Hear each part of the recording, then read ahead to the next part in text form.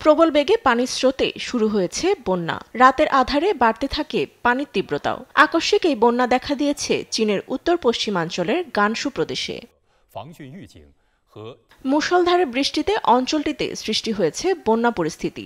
শুক্রবার আকস্মিক বন্যা ও ভূমিধসে নিহত হয়েছে অনেকে ও নিখোঁজ রয়েছে ৩০ জনের বেশি। চীনের রাষ্ট্রপতি শি জিনপিং নিখোঁজ ব্যক্তিদের উদ্ধারে সর্বোচ্চ প্রচেষ্টার নির্দেশ দিয়েছেন। স্থানীয় কর্তৃপক্ষ জারি করেছে জরুরি সতর্কতা।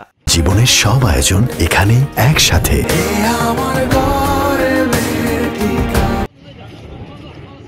ভারী বৃষ্টিপাতের কারণে জিংলং পাহাড়ি অঞ্চলটিতে আটকা পড়েছে প্রায় ৪,০০০ মানুষ। উদ্ধারকর্মীরা হুমকিতে থাকা ব্যক্তিদের স্থানান্তরের সঙ্গে রাস্তায় আবর্জনা পরিষ্কারেও কাজ করছেন। সপ্তাহ জুড়ে মুষলধারে বৃষ্টিতে গুয়াংডং প্রদেশে বেড়েছে বন্যা ও ভূমিধস। সরিয়ে নেওয়া হয়েছে প্রায় ১০,০০০ মানুষকে। দোকানপাট সহ প্লাবিত হয়েছে আবাসিক এলাকা। উত্তর বেইজিংয়ের আশেপাশে গ্রামীণ অঞ্চল ক্ষতিগ্রস্ত হয়েছে সবচেয়ে বেশি। হেবেই প্রদেশে বেড়েছে ভূমিধস। অন্যদিকে জাপানের দক্ষিণাঞ্চলীয় কিউশু দ্বীপের কিগোশিমা অঞ্চলে ভারী বৃষ্টিপাতে শুরু হয়েছে বন্যা। ৫০০ মিলিমিটার বৃষ্টিপাত হওয়ায় জরুরি সতর্কতা জারি করেছে কর্তৃপক্ষ। ফাতেমা তাসনিম, নিউজ ডেস্ক, দেশ টিভি।